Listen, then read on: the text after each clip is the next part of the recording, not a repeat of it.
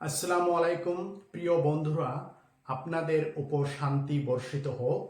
যেহেতু আজকে রমজানের প্রথম দিন, সেই উপলক্ষে আপনাদের সম্মুখে আমি ছোট্ট একটি ভিডিও নিয়ে এসেছি। আজকের ভিডিওটির বিষয়বস্তু হয়েছে রমজান রোজা কি, এবং সেই উপলক্ষে দু একটি কথা বলার জন্য আপনাদের সম্মুখে আমি এসেছি।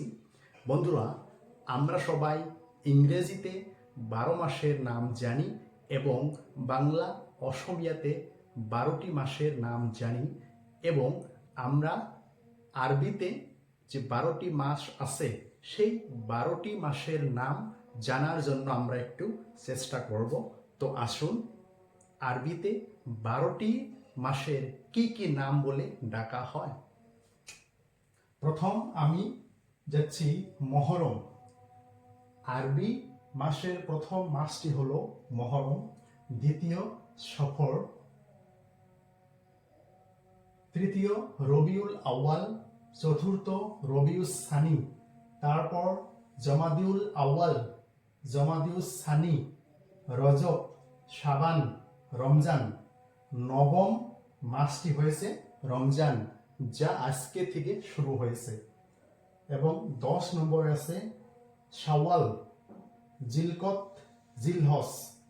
এই হলো আরবি 12টি মাসের নাম।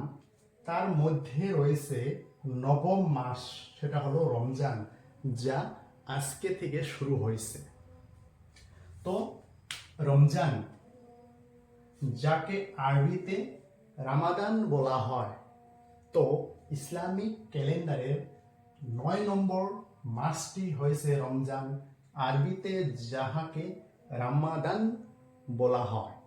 এই রমজান ও রামাদান উপলক্ষে যারা মুসলিম এবং ইসলাম ধর্মী লোক আছে, তিনারা সারাটি মাস ওনারা পানাহারে থাকবেন, এবং ফজর উক্ত থেকে মাগরিব নামাজের উক্তর সময় সারাদিন ওনারা পানাহারে থাকবেন, সারাদিন কোনো কিছু ওনারা খাবেন না। সেটাই হলো রমজান মাস।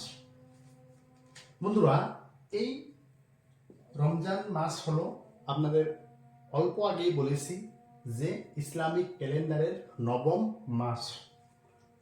আপনারা জানেন যে ইসলামের 5টি স্তম্ভ রয়েছে, মেইন ফিচার্স অফ ইসলাম।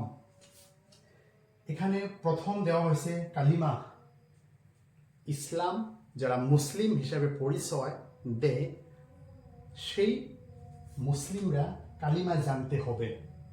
যেমন করে প্রথম কালিমা লা ইলাহা ইল্লাল্লাহু মুহাম্মাদুর রাসূলুল্লাহ, আমি সাক্ষী দিতেছি যে হযরত মুহাম্মদ সাল্লাল্লাহু আলাইহি সাল্লাম আল্লাহর বান্দা ও এবং রসুল।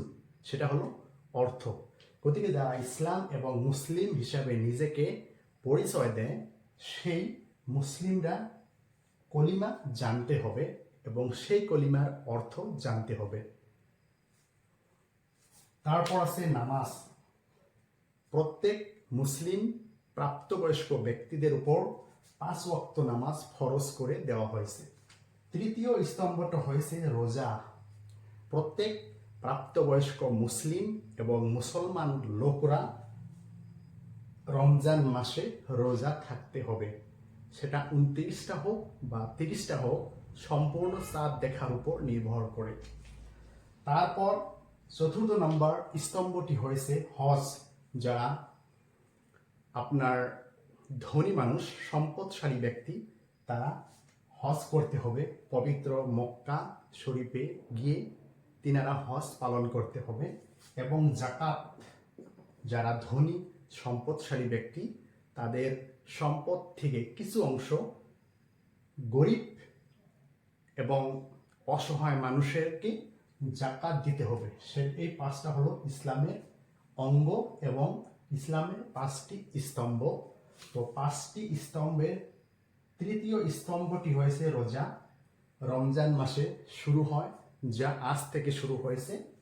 সেই তৃতীয় স্তম্ভর কথা আপনাদেরকে আমি বলছি। এই রোজা বন্ধুরা চাঁদ দেখার উপর লাস্ট শেষ রাত্রে শেষ দিন চাঁদ দেখা গিয়েছে এবং চাঁদের উপর নির্ভর করে ইসলাম ও মুসলিম বন্ধু বান্ধবীরা 30 এবং 29 দিন রোজা এবং সিয়াম পালন করবে। আরবিতে সিয়াম বলা হয়। প্রাপ্তবয়স্ক পুরুষ যারা আছেন তাদের উপর এই রোজা ফরজ হিসাবে ঘোষণা করা হয়েছে এবং কম্পালসরি বাধ্যতামূলকভাবে সেই মুসলিম লোকেরা রোজা পালন করতেই হবে, সেটা কিন্তু বলা হয়েছে প্রাপ্তবয়স্ক পুরুষের উপর। এবং দেখা গিয়েছে যে কিছু কিছু মানুষের উপর এই রোজাটাকে ফরজ বাধ্যতামূলক করা হয়নি। সেই লোকগুলিকে সেটা আপনাদেরকে আমি জানাচ্ছি। যেমন ধরুন গর্ভবতী মেয়ে এবং মহিলা যারা আছেন তাদের উপর রোজা ফরজ বাধ্যতামূলক করা হয়নি। এবং ডায়াবেটিক রোগী যারা আছেন এবং যারা ঋতুবর্তী নারী যাদের আপনার মিন্স হয়েছে সেই এবং ডায়াবেটিক রোগী আছে তাদের উপর রোজাটাকে ফরজ করা হয়নি। এবং এই লোকগুলো রোজার পর যেটা রোজা ওনারা নষ্ট করেছেন সেই রোজা পরবর্তী সময়ে পালন করে সেটা যদি মেকআপ বা সম্পূর্ণ করে দেয় তাহলে আমাদের সৃষ্টিকর্তা মহান আল্লাহ তাআলা সেটা মেনে নেবেন।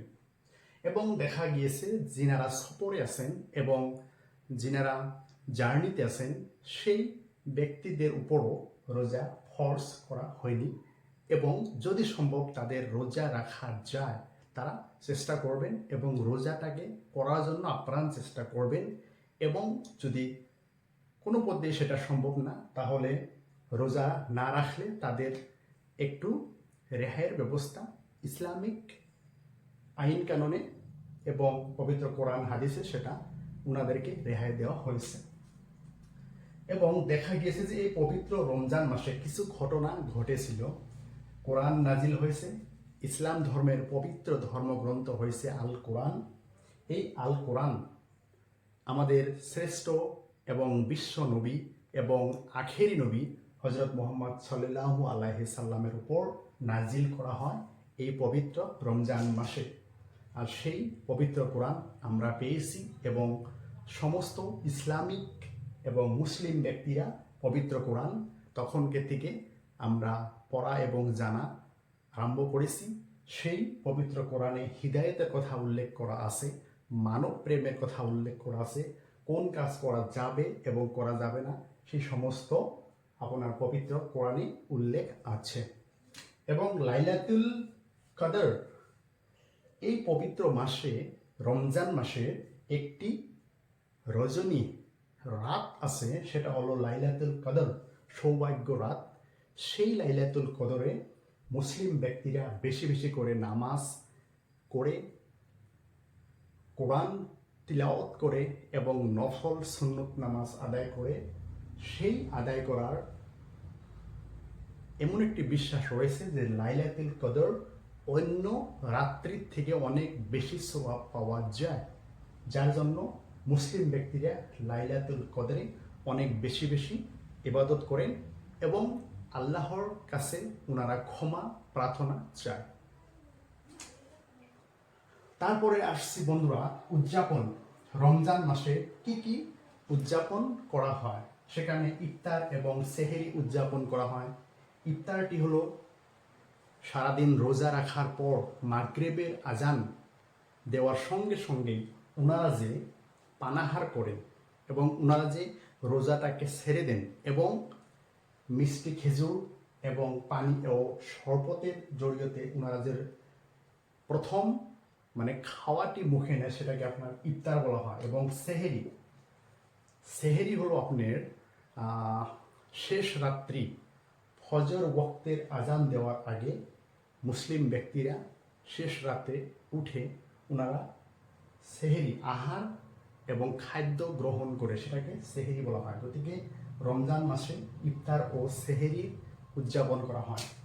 এবং কি কি পালন করা হয়, সিয়াম রোজা পালন করা হয়, বেশি বেশি করে যাকাত দেওয়া হয় এবং তারাবি পড়া হয় রমজান মাসে 30টি তারাবি আছে, সেখানে তারাবিহ নামাজ পড়া হয়, কোরআন তিলাওয়াত করা হয় বেশি বেশি, এবং খারাপ কাজে থেকে বিরত থাকা হয়। যিনারা রোজা রাখেন সেই মুসলিম ব্যক্তিরা দুনিয়ার সমস্ত খারাপ কাজ থেকে বিরত থাকেন এই পবিত্র রমজান মাসে। পবিত্র রমজান মাস একটি খুব গুরুত্বপূর্ণ মাস ইসলামিক ক্যালেন্ডারে। এই মাসে অনেক সওয়াব পাওয়া যায় এবং অনেক নেকি অর্জন করার জন্য সেই মাসটি গুরুত্বপূর্ণ। তো সেই পবিত্র রমজান উপলক্ষে পবিত্র রমজান মাসের কিছু বৈশিষ্ট্য, ক্যারেক্টারিস্টিক্স, ইম্পর্টেন্স অফ দ্য ডের বিষয়ে আপনাদেরকে আমি উল্লেখ করছি। ভিডিওটি আপনাদেরকে ভালো লাগলে লাইক, কমেন্ট ও শেয়ার করে জানাবেন। খোদা হাফিজ।